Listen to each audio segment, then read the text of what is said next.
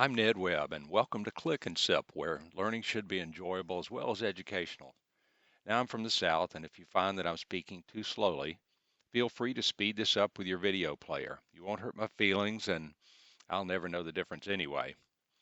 Ready with a glass of wine and an open mind? Let's go. This video is on search. We're going to give you some ideas on picking a search engine and some things to look for, but first, a little background. What most people don't understand is that a search engine doesn't go out in the internet and search for things when you ask for them. It simply looks in its own database to show you what it's already found by constantly crawling the internet and recording what it finds. As it crawls, it creates a highly organized database of everything it finds.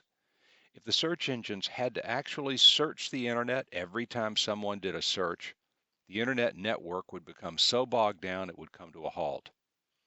So how does it crawl the internet? Spiders, bots, or robots by any other name are crawlers or Google programs that continuously search the internet and tell Google what they find so Google will not need to search when you ask. It simply looks in its own database and shows you the results it wants to show you.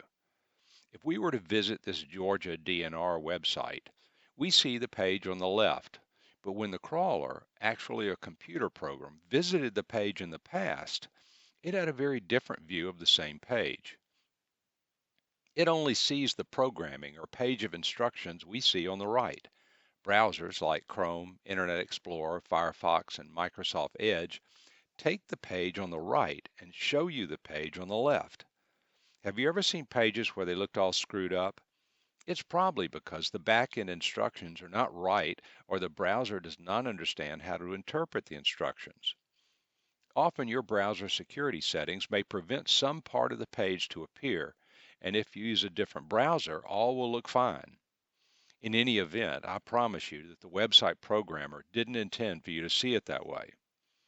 Okay, just for grins, let's look more closely at the job of a crawler. Here is a very simple example of what a crawler does. When Google sends out a crawler, it essentially never comes back. The crawler's job is to index each page it finds on the internet. Typically, that means to record every single word and picture you are seeing and tell the search engine what page it's on, the title of the page, the location of the page, and any number of other things. As the crawler travels across the page of instructions, if it finds a link, it goes there and tells Google everything about that page.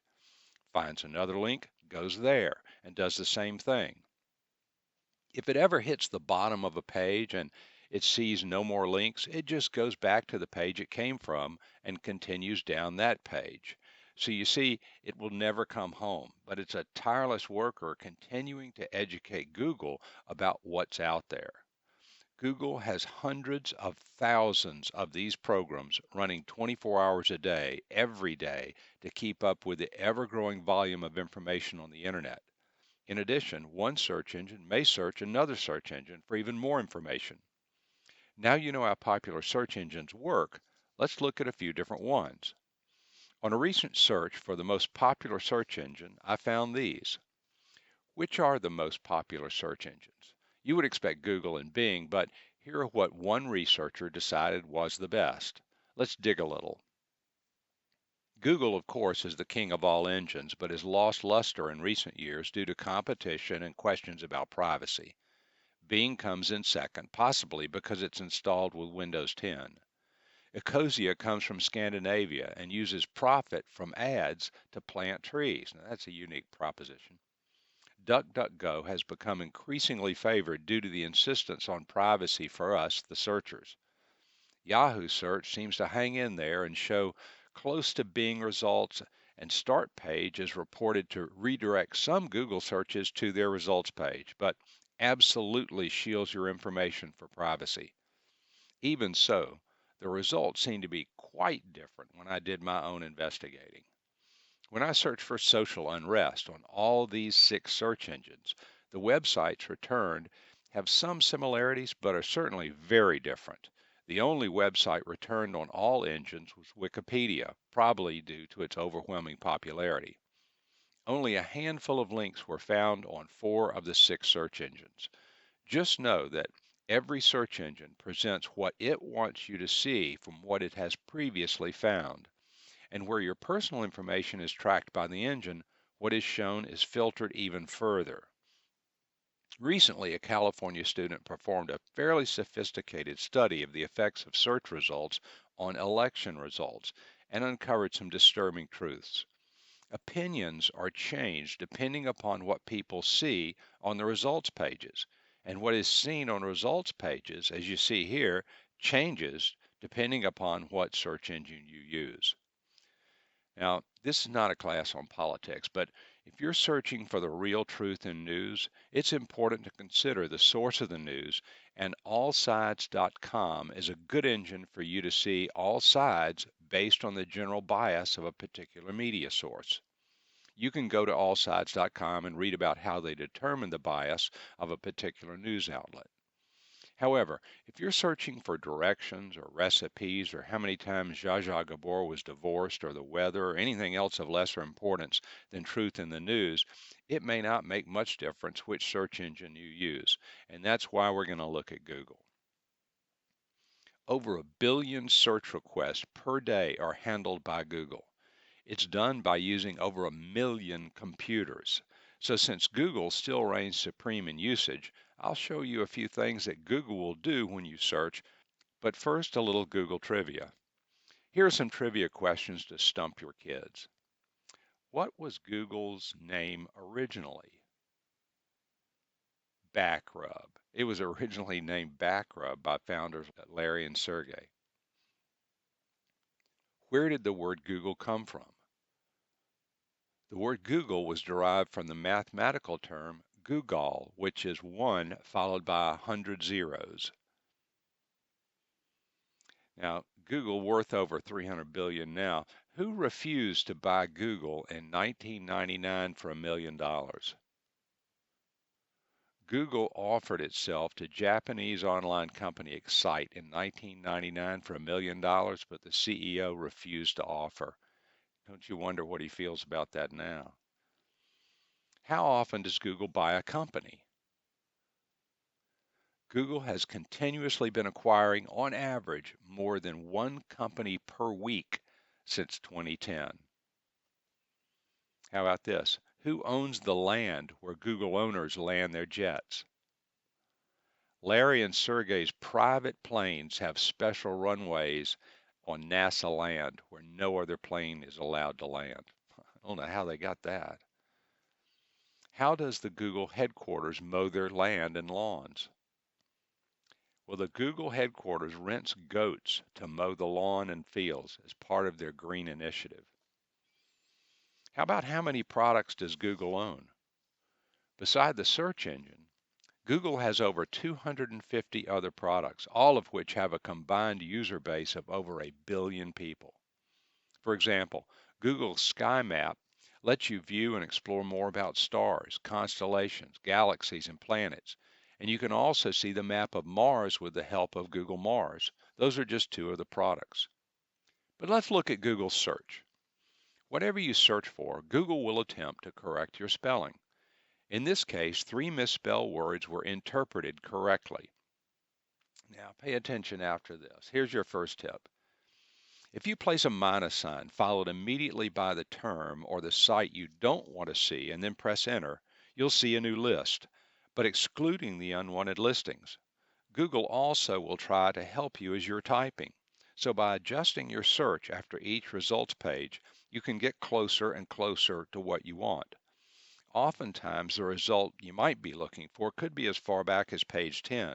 But as you refine your results and remove the type of things you don't want to see, it will eventually get closer and closer to the top. See, as I type TESL, Google saves me time by showing what others are searching for. I can just scroll down and select one that fits my search. In this case, this is helpful if you don't know how to spell Cybertruck. Google also makes a good spell checker when you type it, as it will often show you the correct spelling.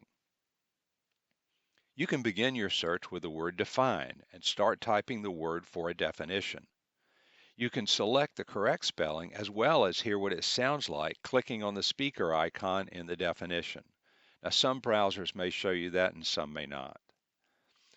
Looking to buy something? Beware of ads. Google fills the top spots with paid advertiser listings. It's very interesting that the company that pays Google overall the most in advertising dollars will typically show up the highest. Given this example, if you don't like the company Nike, click on the ad anyway, and they just paid for that click. The tip here is that you may get truer results if you start below the ads when you do your research. Next, let's look at reviews. Always look at the source. It is typically at the top of the listing. The URL stands for Uniform Resource Locator, so now you know that. That's the web page where your information is located. You'll want to look at just the domain name. This is generally what follows a www dot and ends with .org or .com or .edu or .something. Look for reliable names so you can consider the source when reading your results. Google gives you an amazing look at historical information as well by giving you the ability to pull information from about any period of internet history. Interested in what people were saying 2 or 5 years ago about what the future would bring? Well, how good were they with their crystal ball? Here's tip number 7. Play with the Google toolbar. Clicking the 3 dots and more, you can also filter by video, shopping, flights, and finance. Clicking on Tools, you can search for many time frames as well as a custom range. The All Results drop-down allow you to search verbatim what was exactly typed in the search bar without Google correcting it. Some 40 years ago, Hugh McElwain, the owner of the Jacksonville Leadership Training Institute, read a poem to a group of managers at a Dale Carnegie seminar. I learned it by heart back in my late 20s, but recently could only remember a few words. It was about people who are lifters and want to help others, and those who are leaners and only want to be helped. I remembered overtaxed lifters who something down the road, walk down the road or travel down the road. I wanted to find the poem while working on this presentation, so I used 2 more tips together. So tip 8, if you're looking for an exact quote, put your search in quotes. And tip 9, if you can't think of a particular word, substitute an asterisk. So I searched for, quote, overtaxed lifters who, asterisk, down the road, end quote. And bam, there it was. It's worth pausing the video and reading the poem. I hope you like it as much as I do. Tip number 10. Google allows you to find similar sites. Let's say you wanted to shop around at some of the big box stores. With a search of related, Costco.com, you could click on Walmart, then come back and click on Sam's Club, then come back and click on Macy's, etc. Okay, here's tip number 11. You can search for multiple things at once using OR. In this example, I wanted to find a recipe for poached or scrambled eggs. This search will give me hits for sites with either scrambled or poached eggs without having to have both words in each site or search twice. Here's number 12. Many sites have built-in search bars, but you can often get better results by telling Google to only look at one site when you do a search. In this example, I want to find information on early retirement, but only want results from USA.gov. And if I wanted results from any .gov site, I could just put site::.gov. Need something now? Try tip 13. Do your search followed by near me or nearby. These give the same results. This will typically show you a map where Google thinks your item or service is in the area.